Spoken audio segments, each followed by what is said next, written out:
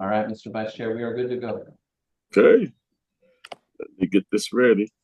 Okay, I'd like to call the Special Facility Committee meeting to order. Today is May 1st.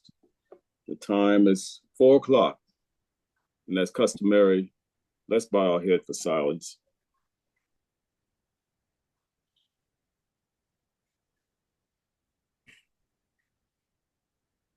Again, thank you. I have approval for the minutes of February 6, 2025. I have a motion to approve the minutes. So moved. Second. Okay, it's moving second. All vote by saying aye. Aye. Aye. Opposers? Ayes have it. And we moved on to item number 3. It's a special facility update. Romaine Hayward, Special Facilities Director. It's on you. Thank you, sir. Welcome, everybody, Councilman, Mayor, and anybody else who's listening. There are a few things, and some of them are going to be redundant. One of them is going to be the elevator issues that we're having in buildings. But I'm going to start with the Old Exchange building. And Tony Yeoman, the director over there, met with the director of the South Carolina Department of Archives and History in Columbia to discuss our options of getting a grant from the 250th Commission. And they were talking about the amount of $250,000. So you guys will see that soon when they work out all of the details. And it seems like they were agreeable in everything we wanted to do. Well, everything that the Old Exchange wanted to do. But one of the things in there is to revamp their elevator system. It just, for whatever reason, cannot be repaired. We get it repaired almost monthly. And I think we're just at the point now that it needs to be swapped out. So they're working on a grant with that. And according to Dr. Emerson, that could be rolled into the grant, getting them a new elevator, which would be wonderful. The attendance for the Old Exchange and the Slave Mart have been down for the last couple of weeks. And that seems to be par with just a yearly dip about this time of year, so nothing that we're really worried about. And in February, there was a sudden closure of the Powder magazine, and we have been told that there are going to be a few people who come to the mayor about taking that building over. Catherine Pemberton accepted a position with the South Carolina 250th Commissions, and she was the director over there. And in her letter with the closing that she sent out in February, she said that the attendance and the money that was being brought into the building was just not enough to keep the doors open. So the Daughters of Confederacy just decided to close it, and I believe it closed on February 28th was the last day that it was open. But if you haven't heard from them, they plan to come to the mayor to see if we would want to take that over.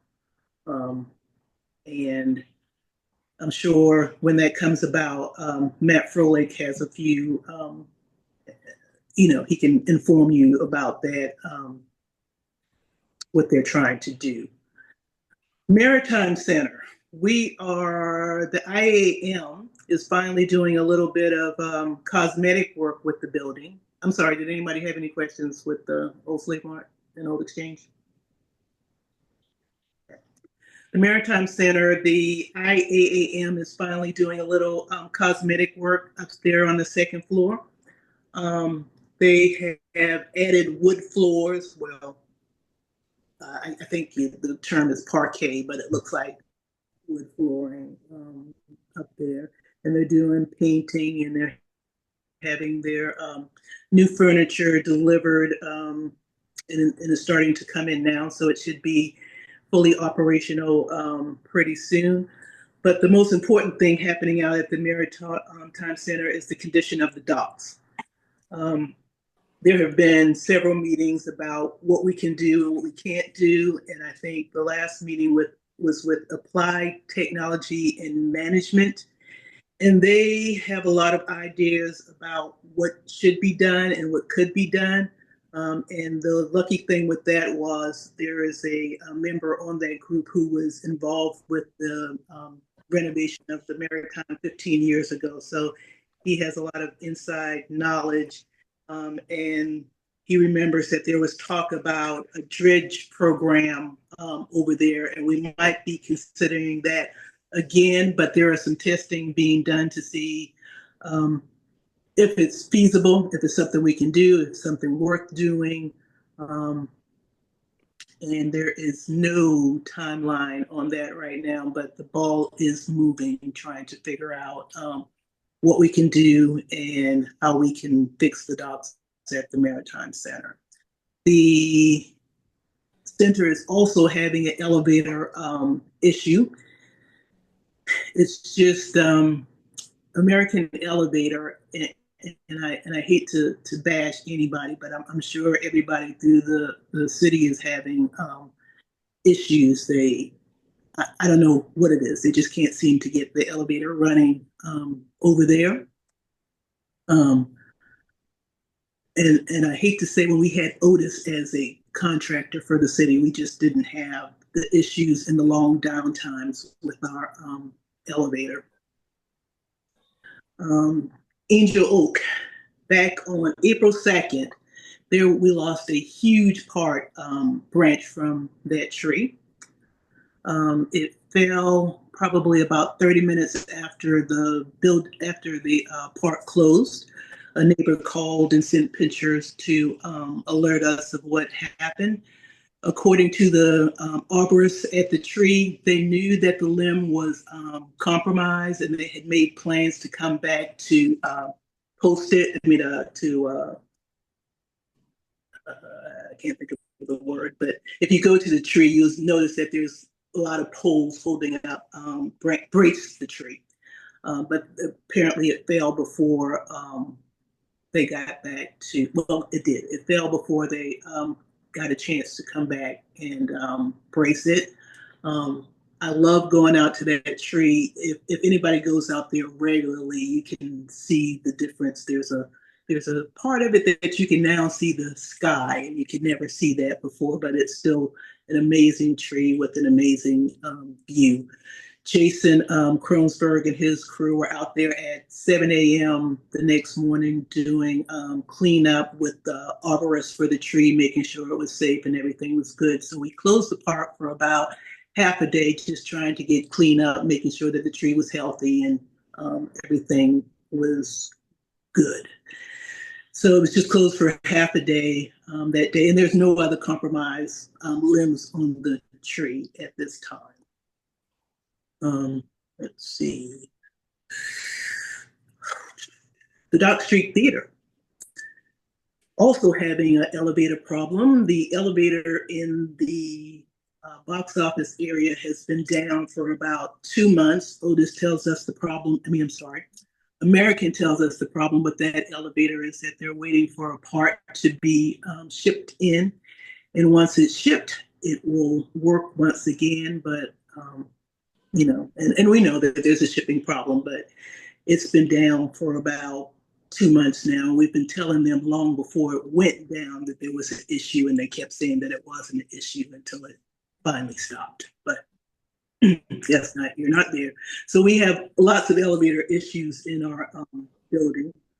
We also have, I think I mentioned in our last meeting, during the last storm, we had some damage to the conference room on the 3rd floor in the Dock Street Theater. We had some water damage, and it was repaired. And just being up there, moving some things out, about 2 weeks ago, we noticed that the damage is back, and it's worse than it was. Parks has a roofing company coming out, and they have a lot of suggestions on what to do. We brought Spoleto over to look at it because they move into that room on Monday, and we just wanted to make sure that they knew that it may be an issue, it may not. We just want not to put anything under that area, and we wanted them to be aware of what was going on. Once again, Parks doesn't think that it will damage anything, and they're trying to get it repaired once again as soon as possible. We have a 26-year employee who's retiring tomorrow. Steve Curry has been our maintenance person at the Dock Street Theater. He started at the Gale Yard when the Gale Yard was under our purview. And after 26 years and 6 months, his last day will be tomorrow. And if anybody is in the area, you can stop by the Dock Street. We're having a breakfast for them. They put together to have a nice little send-off breakfast, and it starts at 9:30 in the morning. And that's all I have for you. Okay. Thank you very much for that, for those information and report. Anyone have any questions? I do. Council member, go ahead. Thank you. Thanks for that report. I heard the word elevator more times than I probably counted. That's a huge concern. I mean, it sounds like we've got a contract issue, but I mean, notifying a contractor multiple times of an issue with an elevator and then not repairing it is just a massive red flag. So what I guess potentially executive session is appropriate to talk about something like that. But and if that's the case, we can we don't necessarily need to do that right this second, but what's going on to the extent that we can talk about it in public with that contract? Are we addressing these issues? It seems to have risen to the level of something that probably needs to come to city council for consideration.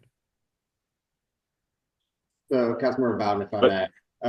So we do have some widespread elevator issues across the city. It's not just our special facilities. We have some parking garages as well. We have a maintenance and inspection contract that's put out every so often through procurement. It is currently held by American Elevator.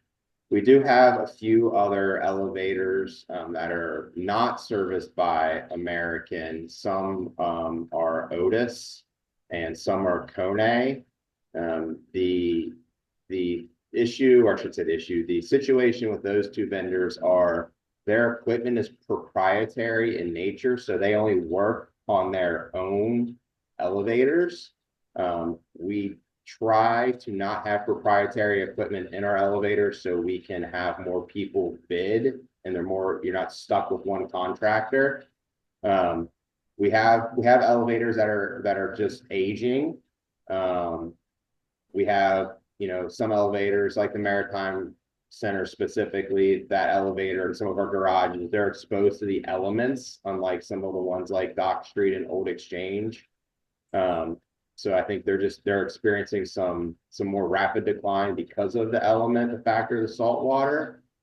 I will tell you that we in DFRC through real estate have been working with procurement on the parking garage elevators specifically.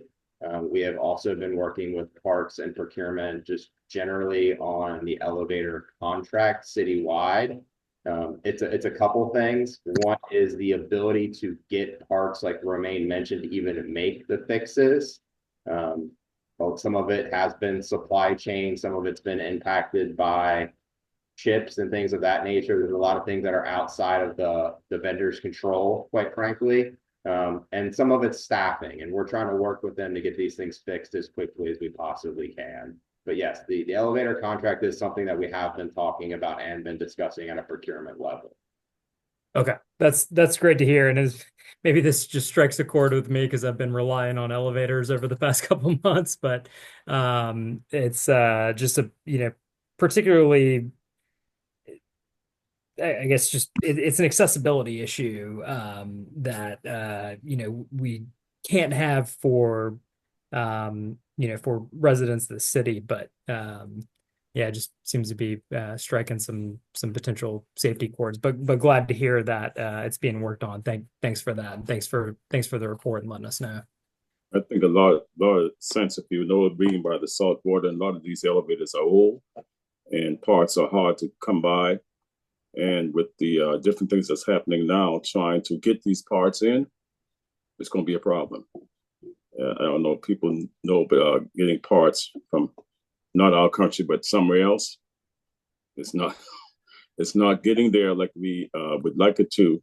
So that's going to put a dilemma on these elevators that's old, and you have to ship and get these parts. So we're going to have a problem with that also. So it's going to be a number of things, but the elevator is really needed because of accessibility and people that use it.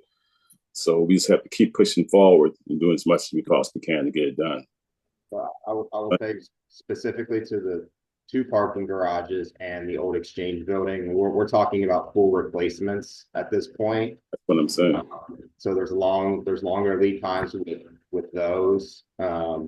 Just to go back to Romaine's comment about the old exchange building and the elevator, there was a meeting of the old exchange commission. The Daughters of the American Revolution, who are part of the commission, who actually are the original owners of the building, who lease it to the state, and then we have a management agreement through the state. They elected not to support the grant for the elevator, and they want to self-fund it, which is fine.